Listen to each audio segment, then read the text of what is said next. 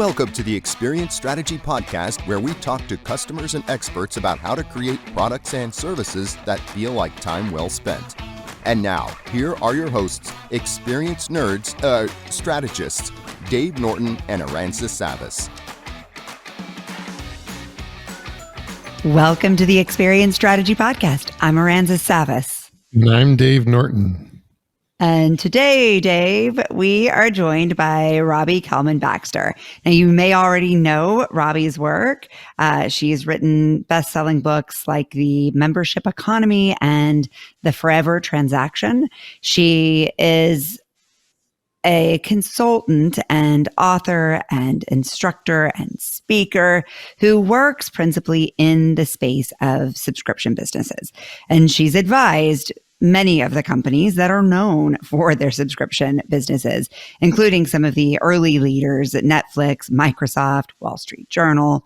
And today we are going to look at the intersection between experience strategy and this business model, because we believe ultimately the most successful experience strategies are those that are inherently intrinsically aligned and supportive of the business model.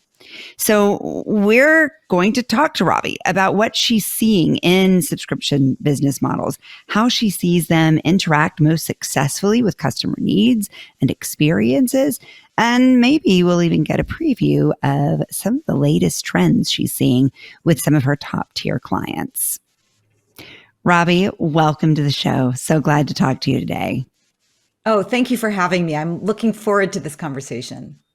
So just to orient us a little bit, tell us a little bit more about your work, Robbie.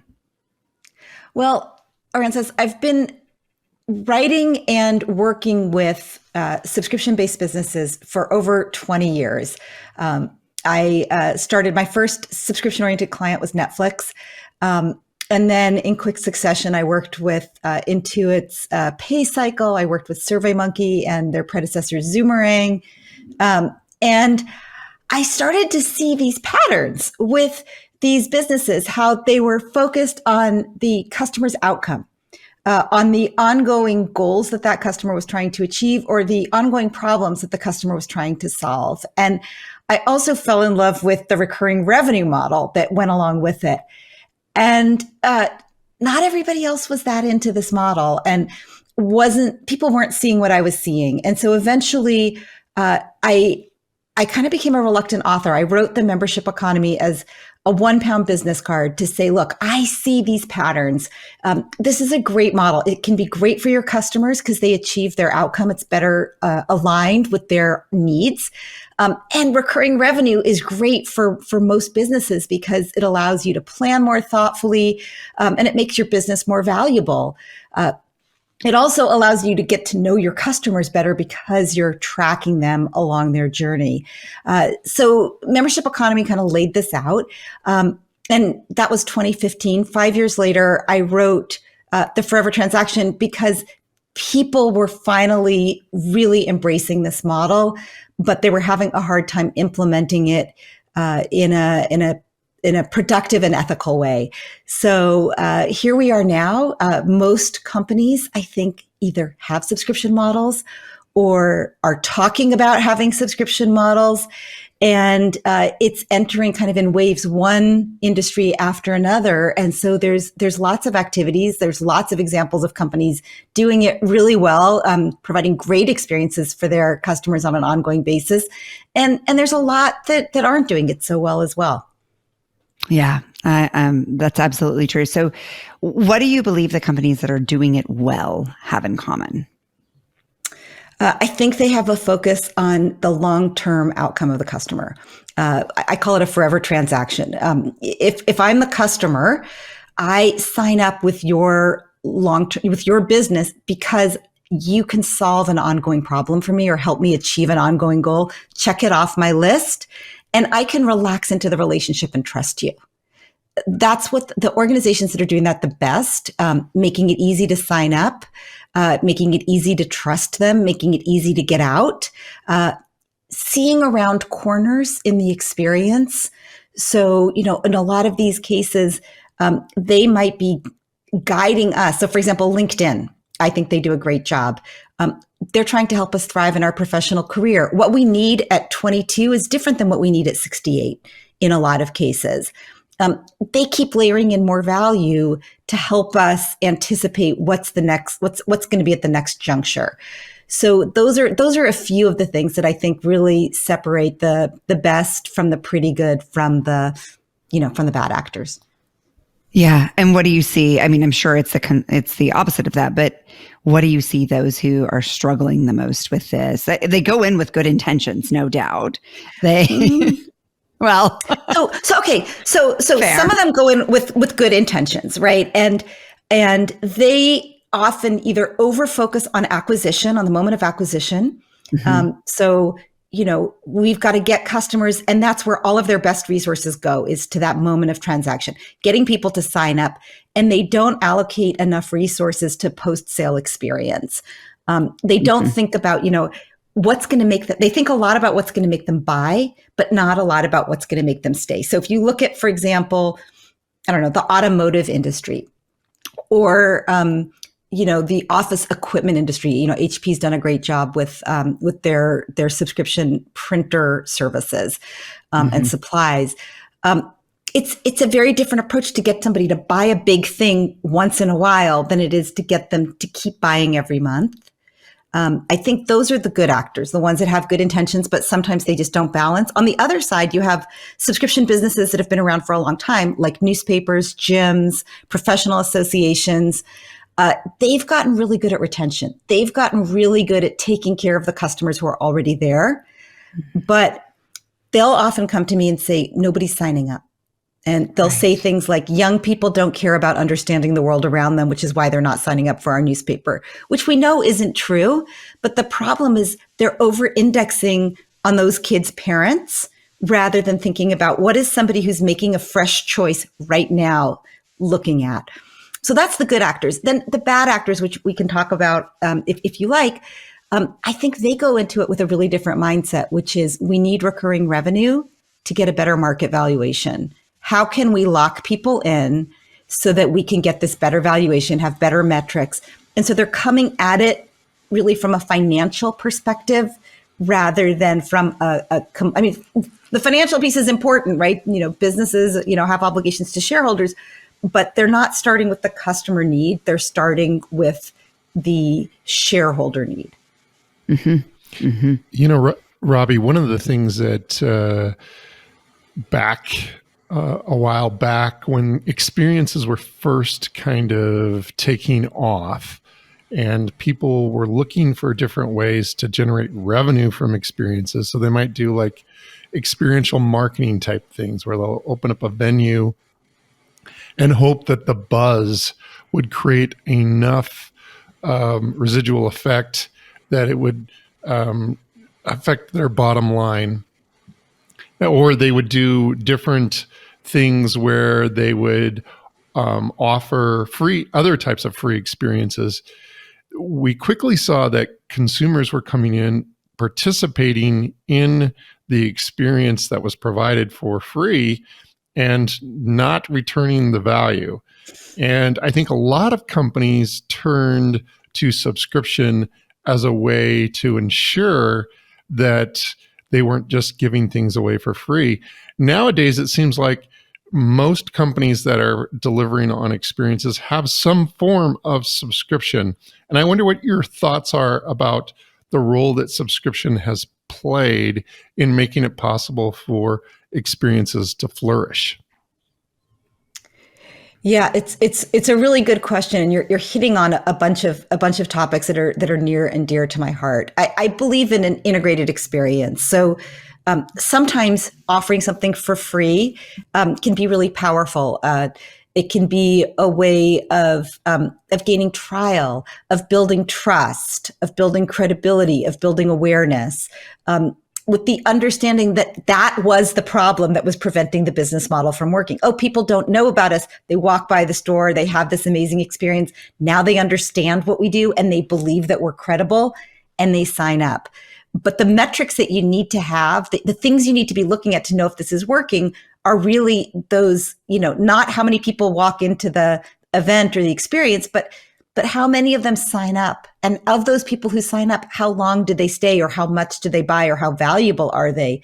And, I think about, a free trial is a taste of the best thing you have, so that people understand who you are and what you have and believe in your promise, right? Sometimes if I promise you something, if I say I have a pill that will help you lose weight, you might say, I don't believe you.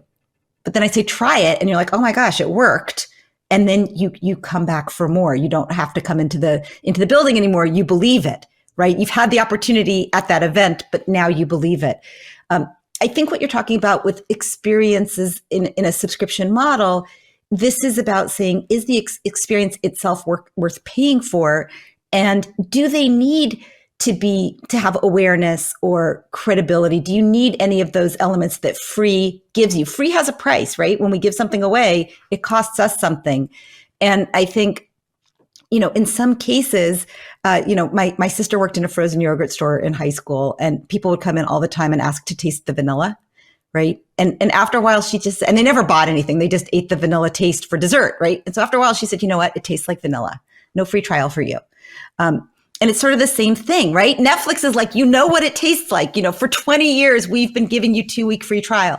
Everybody in the world now knows what Netflix tastes like. So we're pulling back on free trial. And I think that's important to keep looking at what you're giving away for free and say, what is the job it's doing in my customer journey? That's so good. I love that. And with Netflix, when I was at Weight Watchers, of course, working on a subscription brand, we were constantly comparing ourselves to Netflix. And our goal was to be as indispensable as Netflix, and to give people that same feeling of, I cannot survive because they are meeting so many of my needs on a regular basis. How do you guide companies toward finding the needs that most need to be met longitudinally? Yeah, it's such a good question. So first of all, I just want to say, Weight Watchers customer, Weight Watchers member, lifetime member, helped me so much. And so many of the elements of the Weight Watchers strategy, especially, my main time with Weight Watchers is after the birth of my children, the youngest of whom is 19. So it's been a little while. But I take those habits with me. And, there's a lot of things that they did that I thought were really powerful. One of which, there's acquisition benefits, right? Why do I sign up for Weight Watchers? Because I realize that I'm tired of weighing more than I'm comfortable at, that I'm not at a healthy weight, right? That is a very, very compelling reason to sign up, right? People sign up for all kinds of weight loss and fitness programs every day, especially around New Year's and leading into the summer and what have you. Very few stick with it. Weight Watchers, I think, did a good job. And I think these are tips that can be taken, and what I apply to other organizations. You don't want to just think about acquisition benefits. You want to think about engagement benefits.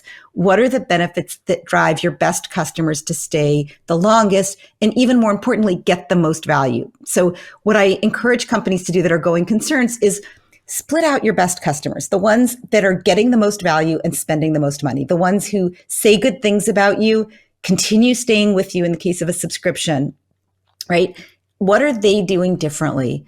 And how can we build those habits or those behaviors into a new customer's journey? So for example, with Weight Watchers, which I think is a good example, and maybe my data is old, but my recollection is I walked in the door and they said, we're going to start with 10% of your weight as your first goal, right? That's just standard. Makes it easy, right? A goal that they know is attainable and actually you can see a measurable difference. They focus you on establishing the right habits, track your food, 8 glasses of water, do this, points, this. There's a lot of things to do. It's like a gamification, which is great in an onboarding flow, because what it does is it gives you artificial rewards, right? Good job, you did this. Congratulations, you get a gold star, that allow you to do the right habits in that time period before you actually start getting outcomes, right? Because you don't walk in and say, I'm ready to lose weight, and walk out that day having lost weight. There has to be something there to build those habits. And then the other thing that is really interesting is a lot of journeys aren't really forever journeys, or they're journeys where you're trying to learn some new behaviors. And then once you have them, you need to maintain them forever. So weight loss is a good example. And I love the idea of a maintenance program and the idea of bringing your experts, your successful cases back to mentor others.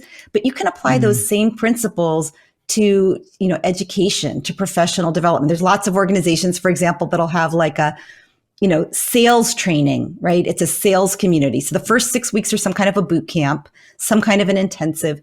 Then they kind of dump you out into the community where you continue doing things to stay at the top of your game. And the people that are pushing on the edges and know the most and are sort of feel like, I already know everything to be taught here, you bring them in a new role. You give them status, recognition for their contributions. I call those super users. So that's kind of a way of thinking about that whole journey from the intensive phase to the phase where they're kind of experts, and how you keep them for the long term. I love that. It's so fascinating. One of the things that you've brought up a couple of times now is this idea of recurrence, that there needs to be something that recurs, a reason for them to continue to move forward with the subscription, whatever the subscription might be. And related to that somehow is this idea of outcome and I hadn't really thought, most of the time when I think about subscription, I don't really think that the company is looking towards the outcome of the customer. With Weight Watchers, yes, makes complete sense. With Netflix, I don't necessarily think about it. Tell me why it is that recurrence and outcome are so important to a subscription strategy. So a subscription is a forever transaction, or at least that's what the organization wants, right? I want you to pay me forever, but I promise in exchange that I'm going to do something for you forever. In the case of Netflix, it's about entertaining you forever, right? I turn on Netflix, there's always something to watch. There's lots of streaming companies now, so that doesn't seem quite as magical. But, 20 years ago, when I first became a subscriber, the idea that I could be, I always had 3 DVDs out at a time. I always had something to watch 24 hours a day. There was always something. I didn't have to go out in my jammies and my raincoat to return my DVDs. That was magical. They've changed how they deliver, right? It was 3 DVDs out at a time, and now it's streaming. And maybe at some point in the future, it'll be holograms, who knows? But it's the easiest, most efficient way of professionally created video entertainment with cost certainty, right? No late fees, no extra costs. They don't charge for an extra movie like Amazon does. Although who knows, that may change. But for all these years, it's just been the easiest way to get great content with cost certainty. And I think that's important. It's about the long term, which justifies my relaxing into the payments, which is every month forever. That's such a good point too, because it really highlights the value of making a single purchase decision, because they're not only providing consistent value, but they've also removed the stress of feeling that need to make that purchase again and again. Yeah, absolutely. When it's done, there's a lot of bad rap right now for subscriptions, right? The FTC sued Amazon last week, right, for hiding the cancel button, making it hard to cancel, and misleading people about what they were signing up for. That's a big deal. But consumers, there is like a subscription revolution going on right now. Like, people are frustrated with some of these actions. But at its core, when it's done well, subscription model is great for consumers because, as you said, it allows the consumer to relax and it's like one less thing to worry about, whatever. My toothpaste is going to be delivered every month. I'm never going to run out of toothpaste. My groceries are always going to arrive. There's always something to watch. I can listen to any song now. I feel like this, LinkedIn Learning has all these courses that are going to teach me how to thrive in my career and provide me access to my professional community so I can stay connected. Those are things that we love. Those are things that are really good for us. And then we don't have to worry about how to solve the problem over and over again. I'm realizing too, as you're talking, that I still feel that stress in every subscribe and save model I've tried. So whether it's my shampoo or my toothpaste, whether it's Amazon, because the predictions are, it takes a lot of trial and error to get to the right delivery schedule where I don't have a surplus. And then I have to go and I have to talk to customer service and I have to cancel. And it just creates all of this choice. And it creates a distance between my sense of trust and value and my experience of using the product. But subscription use, like my grocery delivery or Amazon, all of those I feel tremendous value from. I would not cancel my grocery delivery service for anything in life. It's the best thing I pay for. And I kind of feel that way. I'm sorry about Amazon and a lot of the streaming services. But the subscribe and save, I think it feels a lot harder. It is a lot harder. And that's why there's two things. So when we were kids, right, there was, Columbia Music and BMG Music, and it's a penny and you get 13 CDs. And then I got in so much trouble with that. I did too. Because they were bad actors. They were pushing stuff on you that you didn't need. In their case, it was curated. So they chose the CD and it was often something that you didn't want. But even today with these subscribe and save models, it's hard because the quantity matters and they have variable costs. So for the most part, the content companies have a lot of fixed costs, but their variable costs are very low. Once they've got all the content, it doesn't cost them a lot to give it to us. But the toothpaste, every shipment has a real cost.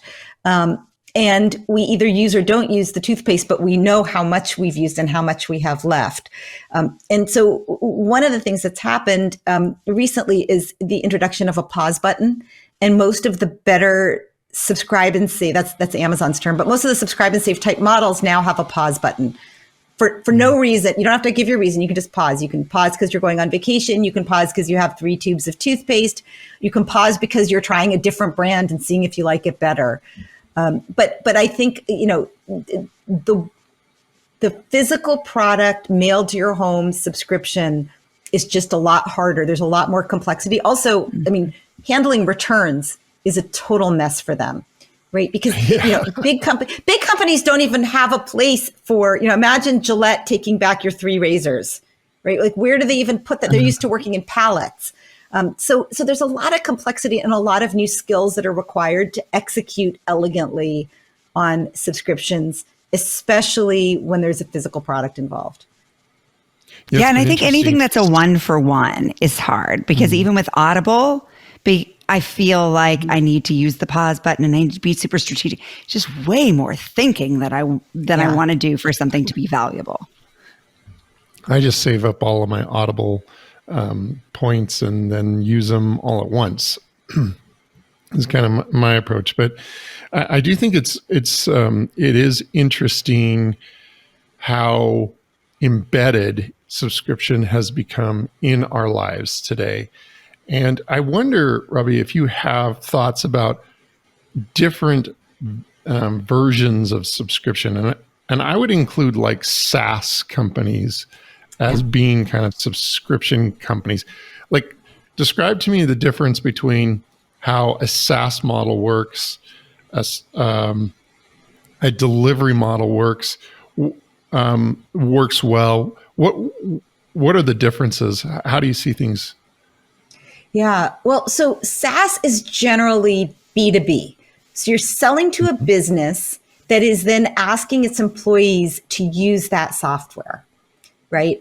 And so from a selling perspective, you have multiple forever transactions, right? What is it that you're doing for the company? But also, what are you doing?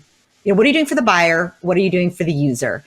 And you have to think about both. So it adds a level of complexity to the model. Just like we just discussed, physical product delivery adds a level of complexity to the model. If you think about like Netflix is the most pure and simple model, right? We have a lot of content. You access as much of the content as you want and you pay a monthly fee. When you look at SaaS, the biggest thing is it's being purchased for business. Also, in most cases, SaaS is in most cases almost like a utility. Once it's implemented in an organization, it's how they do business. Very hard to rip it out. In contrast, well, Netflix used to be like that because it was the only streamer. Now, if you rip out Netflix, most people would say, well, that's okay because I have Disney Plus and Apple Plus and Hulu and it's different. And there's a lot of subscriptions that aren't mission critical in the way that most SaaS businesses are. So, SaaS often has, even though it's a subscription, it's often on an annual or even, you pay for 3 years up front or you commit to 3 years up front. Whereas, Netflix is only monthly. They don't even have an annual offer.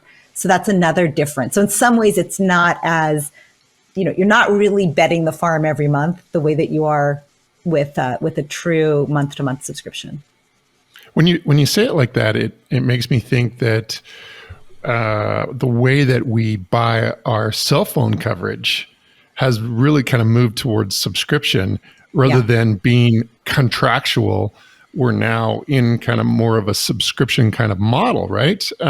Where there is no real contract and you can kind of change out at any time, right? Yeah. So I think T-Mobile kind of led this revolution because I definitely remember, you'd buy your phone and you'd be locked in for 2 years and then you'd see much better deals and you couldn't get them. And, you'd kind of feel tied and you couldn't take your phone number. Phone numbers weren't portable when mobile phones first became popular. Now it's, there's been a change in regulation, which has required the telcos to behave better. And then there's been, some upstart competitors who've said, we're going to remove the shackles of subscription. We're going to, of these contracts, no contracts, month to month, leave when you want. And it's also opened the door, to look at what is the real forever promise. Do I want, right now, I buy my phone, but then I subscribe to the data plan. Apple's moving toward a model and they're experimenting with it of what if you just subscribe to the whole thing? You subscribe and then you could just always have the newest phone and have the data. Car companies also doing this. They have software subscriptions now like Tesla has for their autonomous driving service. But again, this move to, well, what would it look like if you didn't even own your car? You just subscribe to the whole thing. It's not a lease. It's not a lease. It's just a subscription. It's month to month. A lease is a commitment, right? In most cases, and a subscription, it's a subscription is more of a bundle of benefits that solves an ongoing problem. And, on the technical side, you can cancel when you want. Mm-hmm. Yeah, I think that there's so much that as people have forgotten about the way the world was before subscription. It has become the dominant pricing model or the dominant revenue model. It feels fairer to the customer, even though for the company, oftentimes it's actually more profitable, more lucrative. It still feels safer for the customer. So it's such a win-win in many ways.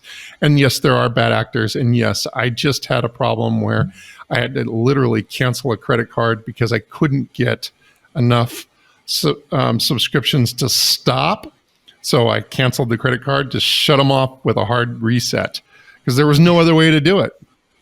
And that's a problem. But at the same time, it's just a very different world. And you can see, what you're describing, subscription in the auto industry, subscription in cell phones, subscription in healthcare.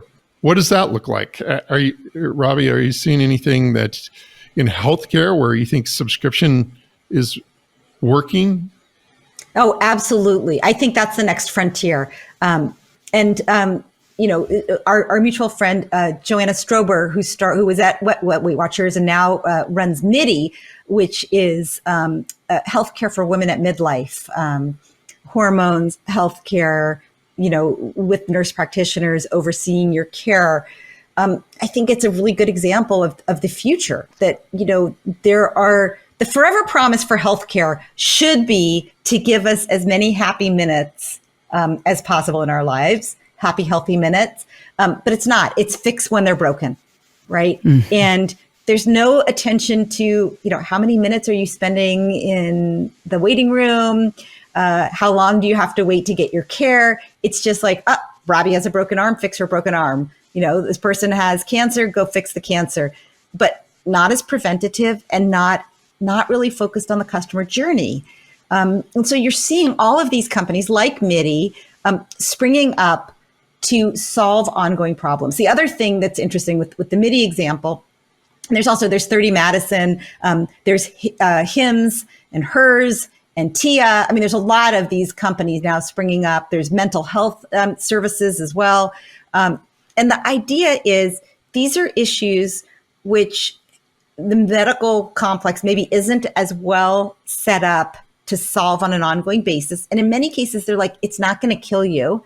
So we're not going to focus on it. We like to focus on the big broken problems as opposed to the extremely uncomfortable, but not fully debilitating problems. So there's a lot going on. There's telehealth.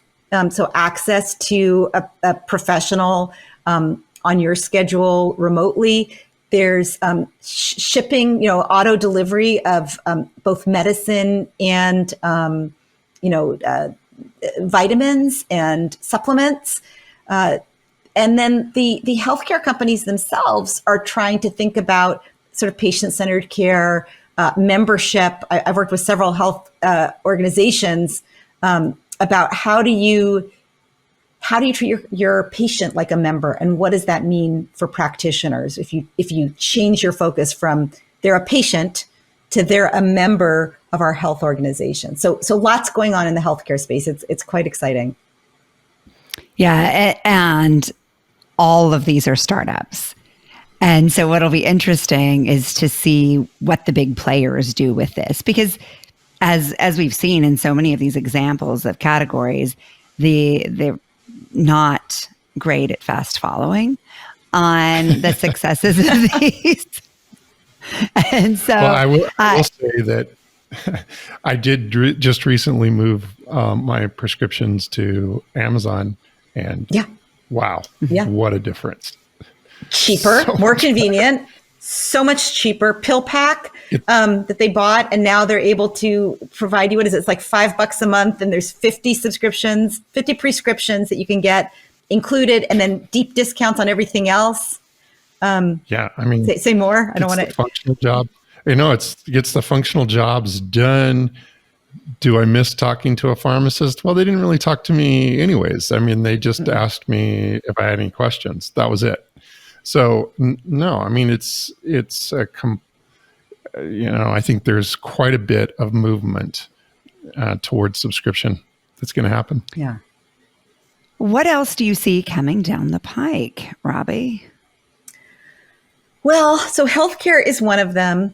I think, and another side about this healthcare thing, Amazon also bought One Medical to provide physical experience, better physical experience. So, you might be willing to give up the pharmacist, but Amazon's kind of trying to give it back to you with these really convenient physical places to go see your medical professionals. So that's really interesting, sort of the integration of physical and digital memberships or subscriptions, particularly in healthcare, but in other places as well. Also in manufacturing, heavy equipment, we're seeing, big moves by all of the automotive companies, by the John Deere, saying, you could subscribe to your tractors and not buy them in the next 5 years. So we're seeing a lot there. We're seeing a lot in the way that things are manufactured. So there's a company here near me, Carbon 3D. They're a 3D printing company. You can't buy their printers, but you can subscribe to them. They've done some really interesting work. One example is with Adidas for the soles of the shoes, that you could actually get that tread part that you land on designed and customized for your running style, your weight, your height, how fast you run, so that the shoes are perfect for you, and having shoes made to order So there's a lot of things changing around kind of this, kind of closer alignment of, the consumer, the customer, and their ongoing goals, what they're really trying to solve with the products they're buying. That's really exciting. I mean, I want to go check out this Adidas offering now. I just went to I went to a farmer's market on Saturday, and there was this new bison burger company that was just starting. They had a herd of bison, and they were just getting started. It was kind of like the adult children and the father, and they were all kind of working on putting together this. They provide subscription to your bison burgers. So you don't want to put an entire bison in your fridge. So break it up into quarterly amounts. They'll keep it in the freezer for you. And when you're ready for it, you just let them know and they'll send you the next round of bison burgers. Yeah, I love that. I mean, and it allows them predictability, right? Because when you're doing that kind of business, you need commitment from I think it's great for, community supported agriculture, for this kind of model, because people want, back to that forever promise, like you want to be healthy, you want to support local farming. And this is a way to do it. Subscription allows you to make your commitment and sort of set it and forget it. And the meat comes and it's good. And you're keeping that farmer in business. I get Matilda's flowers every week. I got them this morning. I love it. They partner with growers, mostly in the US and the West Coast.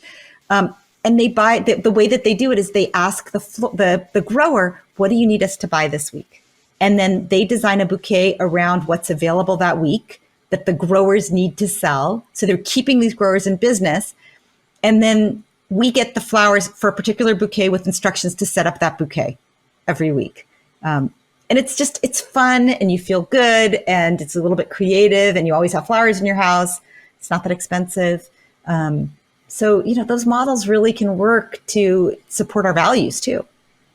Yes, that's what was striking me about that story is it feels good.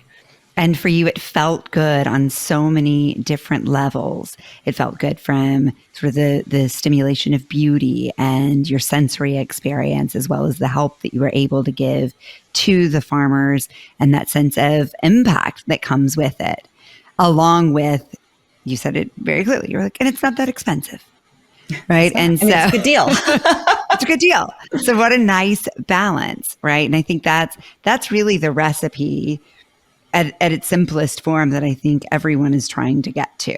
So how do you become indispensable? You provide something that provides a lot of value and that feels like the cost is equal to or less than, ideally, the value itself. So as we start to wrap up, give us, if you can, and I know I'm putting you on the spot here, your 5 top takeaways or ideas that you would give to somebody who is trying to start a subscription business in 2023? Yeah. So if you're trying to start a subscription business in 2023, number one, know what is the ongoing promise you're making? What is it that you're going to deliver? What kind of outcome? What is the ongoing problem you're going to solve? What is the ongoing goal you're going to help someone achieve?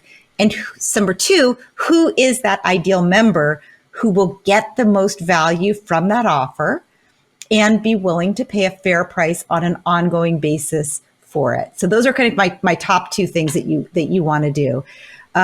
When you are getting ready to launch, there's a lot of ways to test the different elements of your model before you fully invest in operationalizing it. So certainly, for forever, we've been able to test, will they buy? Will they sign up, right? You can just put a landing page in front of somebody, or you can put a description of the offer and say, would you buy this? What would you pay? Those kinds of questions. But you also want to figure out ways to test engagement. How long will they stay? And the way to get at that sometimes is by going very low tech. So while you might have a vision of everything, being automated and based on an algorithm, you might start with, they call me and I give them the advice on the phone. And that's very labor intensive and not scalable, but you can see how often people call when they're getting your advice as opposed to the algorithm recommendations. So, that would be the third thing. The fourth thing is when you're thinking about competition, to think about who else provides that outcome. Who's providing entertainment, who's providing an easier way to shop, who's providing, and really understanding the problems that you're solving. So example of the car wash industry, they're always trying to make the car wash visit a little bit shorter, a little bit faster. But some of us don't want to go to the car wash at all because the promise we really want is, I want my car to be clean and with as little effort as possible. So if magical fairies came and washed my car every night, that's ideal. I don't want to drive to the car wash, even if they do give me free popcorn and have rides for my kids. So thinking more broadly about what is the problem you're trying to solve, I would say is the last thing that I would consider as I'm creating that model. So good. I feel like people are going to just come back and rewind that 1 minute segment over and over again to make sure they really get it into their heads. Robbie, thank you for the tremendous work that you've done in your career and all of the impact that that's had. This model is now ubiquitous, and you've really been with it since the very beginning, shaping it, helping us all do and be better for our customers and companies through your work. And we really appreciate you coming to join us today for this conversation, to share some of that expertise and wisdom to make it more accessible to all of our listeners. For those of you listening here, we will provide links to Robbie's books and her work in the show notes. If you have any questions for us, just reach out to us on LinkedIn. You know where to find us, theexperiencestrategypodcast.com. Thank you for listening. Thank you for listening to the Experience Strategy Podcast. If you're having fun nerding out with us, please follow and share wherever you listen to your favorite podcasts. Find more episodes and continue the conversation with us at experiencestrategypodcast.com.